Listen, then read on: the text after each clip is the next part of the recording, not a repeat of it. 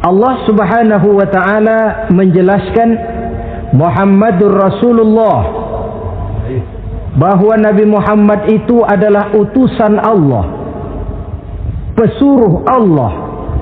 Walladzina ma'ahu, dan orang-orang yang bersamanya, orang yang mengikuti ajarannya, para sahabatnya, kita ini para pengikutnya, mempunyai ciri atau identitas.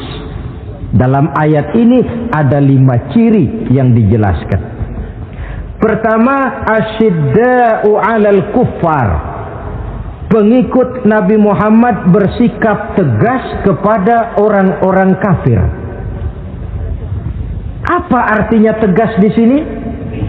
Saudara-saudara, tegas di sini artinya bukan main marah-marahan, tidak ngajak berkelahi, bukan juga menantang perang. Tegas di sini artinya mempunyai prinsip, mempunyai garis yang nyata di dalam keyakinan beragama. Garisnya apa? Tidak lain, lakum dinukum waliyadin. Bagi Tuhan agama Tuhan, bagi kami agama kami. Silahkan Tuhan melaksanakan agama Tuhan, kami akan melaksanakan agama kami. Kami menghormati Tuhan, Tuhan pun menghormati kami. Tetapi soal agama tidak usah dicampur adukkan. Identitas semacam ini perlu kita tegakkan kembali. Sebab apa?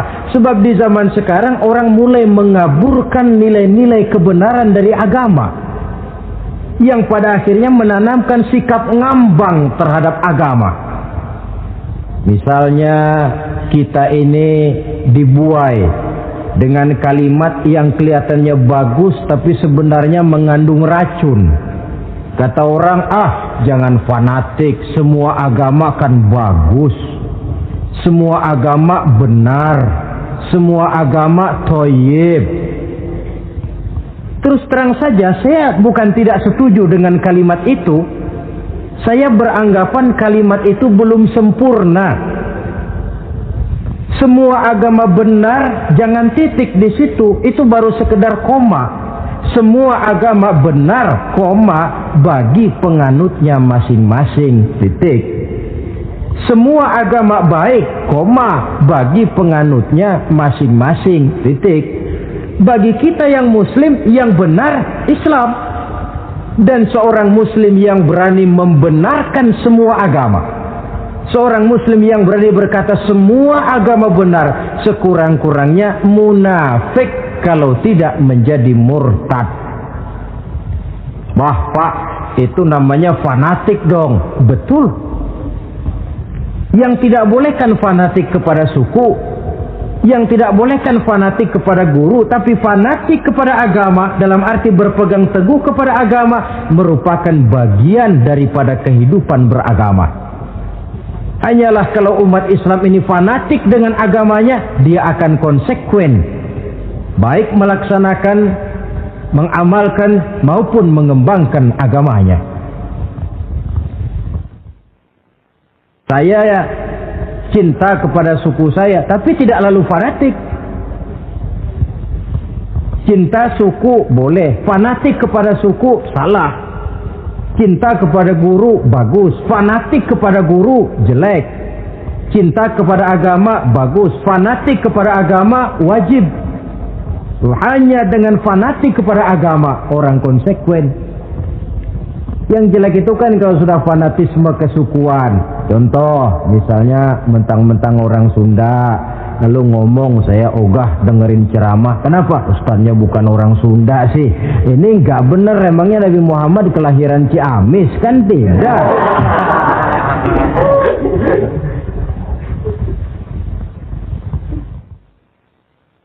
Toleransi ada tempatnya, tetapi tidak menyangkut masalah-masalah ritual, tidak menyangkut masalah-masalah ibadah.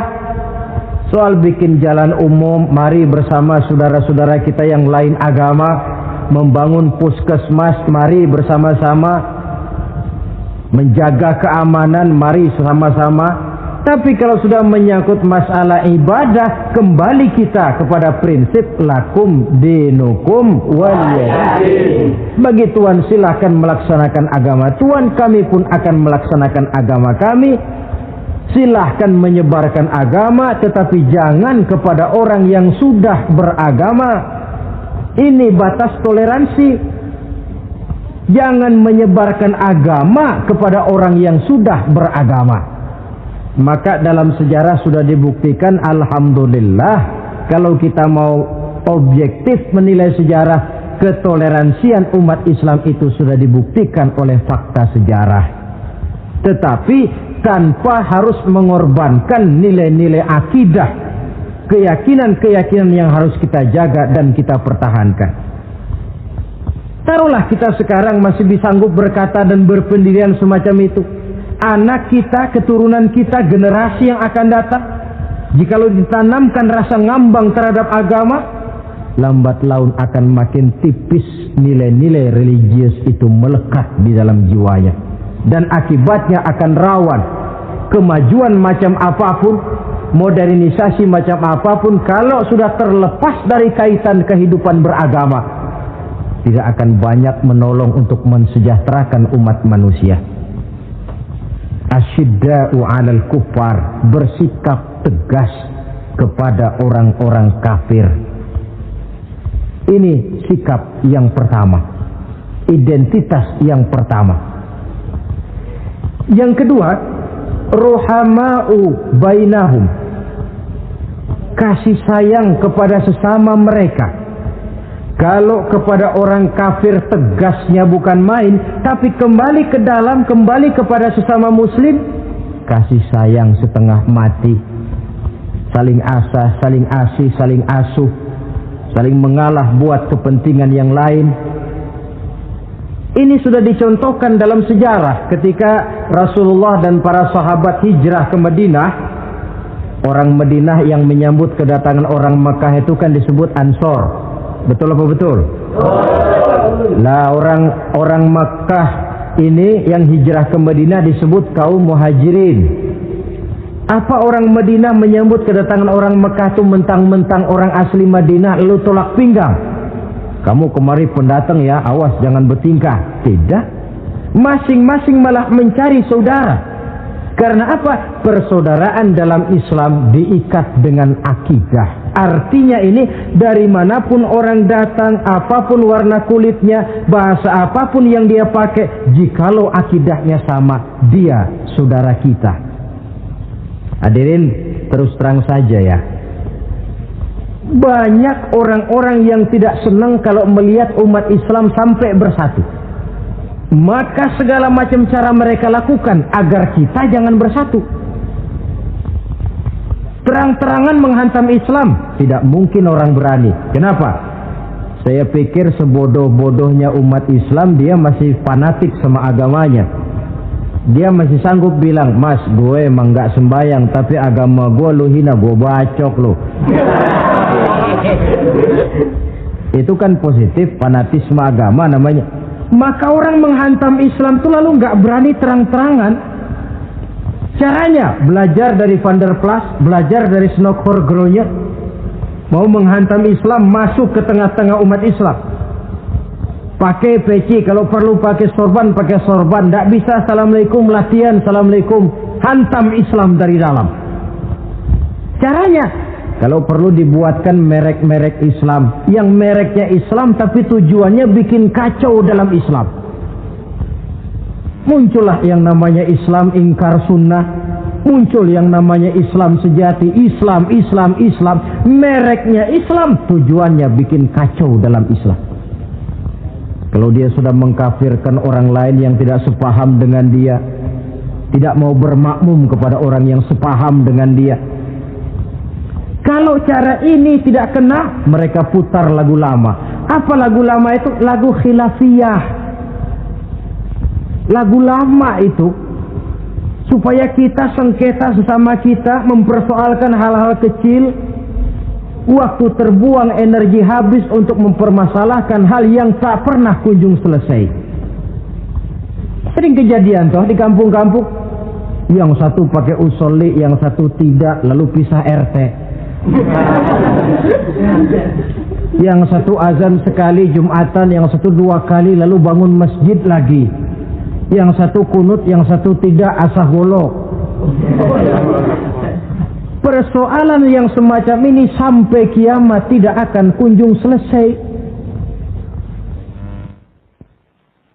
Oleh karena itu potensi yang besar ini tidak tersalurkan dengan wajar karena kita centang perenang di dalam, tidak pandai menjaga kesatuan dan persatuan sebagai modal dasar untuk berbuat yang lebih baik. Adalah lebih baik kita ini mencari titik-titik persamaan dan bukan memperbesar pola perbedaan. Ruhama'u bainahum, kasih sayang sesama mereka. Imam Ghazali memberikan contoh kun kal yadain wala takun kal uzunain. Hai umat Islam, hiduplah kamu seperti 2 tangan. Saling asah, saling asih, saling asuh, saling mengalah buat kepentingan yang lain. Coba lihat 2 tangan kita, rukunnya bukan main. Kalau tangan kanan maju ke depan, kata yang kiri, oke, saya mengalah. Dia mundur ke belakang. Kiri di depan, kata kanan, sekarang giliran saya ngalah. Dia mundur ke belakang. Akhirnya kita jalan lenggang. Enak nggak dilihat orang? Coba kalau nggak ada yang mau ngalah. Tangan kanan ke depan, kata yang kiri, gue juga bisa. Dia ke depan lagi. Depan kayak robot kita jalan. Lalu mekanisme kerjanya. Tangan kanan kerjanya bagus-bagus toh. Salaman tangan kanan, tanda tangan tangan kanan, hitung duit tangan kanan, ambil kue tangan kanan. Kiri nggak pernah protes, tahu posisi. Memang tugas saya bidang pembersihan, ya pembersihan saja dilakoni. Artinya apa ini? Yang satu dengan yang lain saling memperkuat, walaupun komposisinya berbeda. Dicontohkan dalam perjalanan kehidupan sahabat Nabi. Sahabat Nabi yang paling terkenal itu 4 orang. Sayyidina Abu Bakar, Sayyidina Umar bin Khattab, Sayyidina Utsman bin Affan, Sayyidina Ali bin Abi Thalib. 4 sahabat ini kalau kita lihat komposisinya, keahliannya lain-lain. Coba, ada Sayyidina Abu Bakar, ini sahabat merangkap mertua. Kalau bahasa sekarang, Abu Bakar ini disebut kiai diplomat. Kiai karena beliau orang alim, diplomat karena pandai bersiasat, ahli politik. Kemampuan berpolitiknya digunakan buat kepentingan agama. Sebab siapapun yang berpolitik untuk kepentingan agama, tentu kita doakan. Tetapi siapapun yang jual agama untuk kepentingan politik, kita juga berdoa. Cuma tentu doanya lain dengan yang berpolitik buat agama tadi. Saudara hadirin yang saya hormati, ada Umar bin Khattab. Ini kalau bahasa sekarang disebut imam jenderal ini. Imam tapi jenderal, jenderal tapi imam. Kenapa imam? Karena dia mampu memimpin jamaah di masjid. Kenapa jenderal? Karena dia sanggup memimpin tentara di medan perang. Kegagahannya, keberaniannya, keperkasaannya digunakan membantu perjuangan Rasul. Ada Utsman bin Affan, santri ekonom. Kenapa santri? Karena dia orang kaya. Kenapa ekonom? Karena dia pengusaha bergerak di bidang bisnis. Keuntungan usahanya untuk membantu perjuangan Rasul. Ada Ali bin Abi Thalib, tokoh muda tapi intelek. Masih muda tapi rela mengorbankan nyawa demi keselamatan Rasul di malam hijrahnya. Alangkah nikmatnya umat Islam ini kalau punya kiai diplomat, imam jenderal, santri ekonom, pemuda intelek yang masing-masing bekerja sama menunjang untuk kepentingan agama. Ruhama'u bainahum, kasih sayang di antara sesama mereka. Mobil, kenal mobil nggak? Mobil itu baru bisa jalan dengan baik kalau seluruh onderdilnya kompak.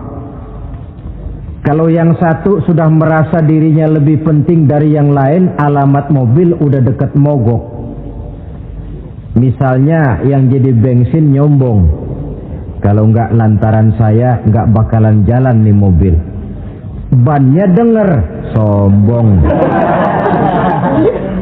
Kata ban, sombong kamu bensin. Apa kamu kira kamu saja yang penting? Saya tersinggung, kata ban, lalu kempes. Kira-kira kalau ban kempes jalan nggak mobil? Begitulah umat ini.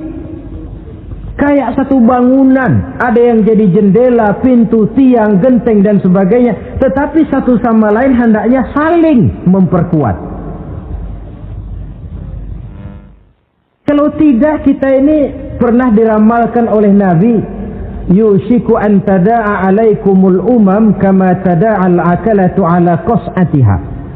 Satu saat akan datang di tengah-tengah kamu di mana keadaanmu waktu itu seperti makanan di meja makan. Coba bayangkan, menurut Rasul satu saat kondisi umat Islam akan seperti makanan di atas meja. Yang barat mau makan, yang timur mau santap, yang selatan mau ganyang, yang utara mau injak-injak. Satu saat kondisi umat Islam akan seperti itu. Heran sahabat, ya Rasulullah, kok kita bisa dikepung begitu rupa? Iya. Apa pada waktu itu jumlah kami sedikit, ya Rasulullah? Tidak, kata Rasul. Bal antum yawma idzin katsir. Jumlahmu pada waktu itu banyak, besar, kamu mayoritas.